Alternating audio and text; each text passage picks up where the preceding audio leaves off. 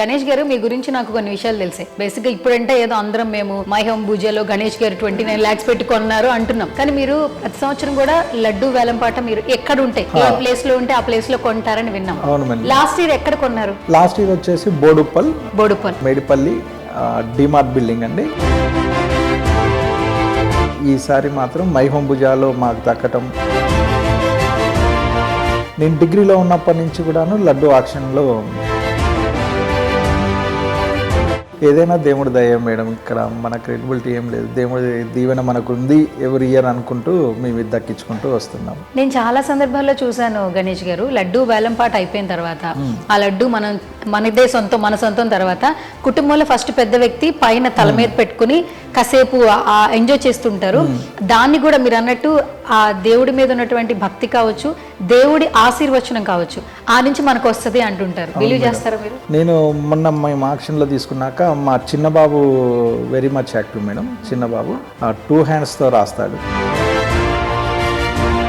So ఈ auction కూడా మా చిన్న బాబే మొత్తం ప్లే చేసి అతని ఆక్షన్లో 29 lakhsకి తనే పాడి తీసుకున్నాడు. సో మీరు ఎప్పుడు వచ్చారు సార్ మై హోమ్? రీసెంట్గా వచ్చాం మేడం.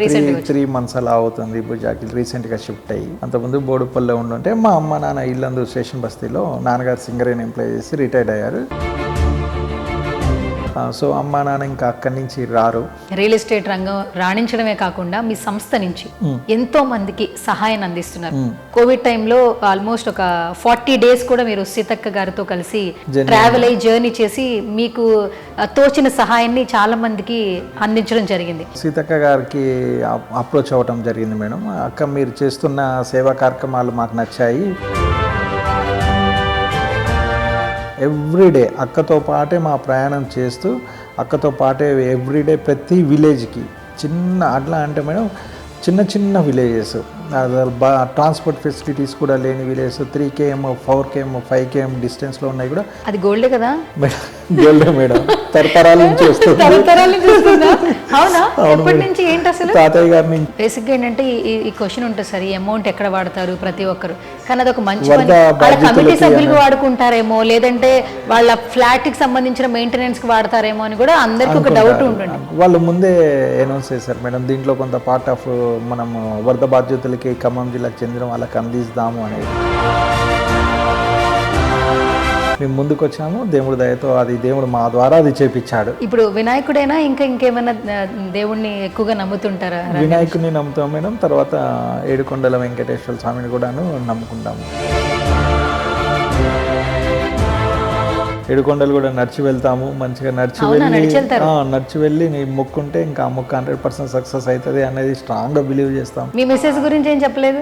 ఆవిడ కృషి ఎలా ఉంటుంది, ఆవిడ సపోర్ట్ ఎలా ఉంటుంది మీకు? మా మిస్సెస్ వచ్చేసి వార్డ్ కౌన్సిలర్ మేడం. అయ్యో పాపం అన్న మా తత్వం ఎక్కువగా ఉంటుంది. ఎవరు వచ్చినా కూడా మంచిగా రిసీవ్ చేసుకుంటారు. MCA qualified.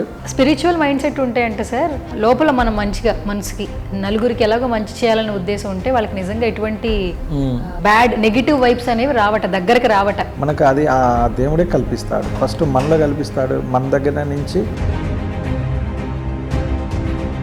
మనం పాజిటివ్గా ఉంటే అవతల వాళ్ళు కూడా ఖచ్చితంగా పాజిటివ్గా ఉంటారు. ఇంతకుముందు ఏంటంటే గణేష్ గారు, రియల్ ఎస్టేట్ రంగం ఒక రేంజ్లో పరుగులు పెట్టింది.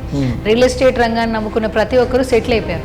బట్ కోవిడ్ తర్వాత చాలా గ్యాప్ వచ్చింది. ఇప్పుడు హైదరాబాద్లో చాలా వరకు రియల్ ఎస్టేట్ రంగం కొంచెం తగ్గింది, అంత ఫాస్ట్గా లేదు అని అంటున్నారు.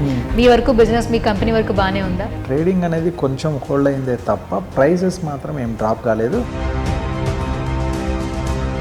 అండర్ ప్రైజ్లో అయితే ఎవరు సేల్ చేయట్లేదు. మార్కెట్లో పెరిగేదే కానీ తగ్గేదైతే కాదు.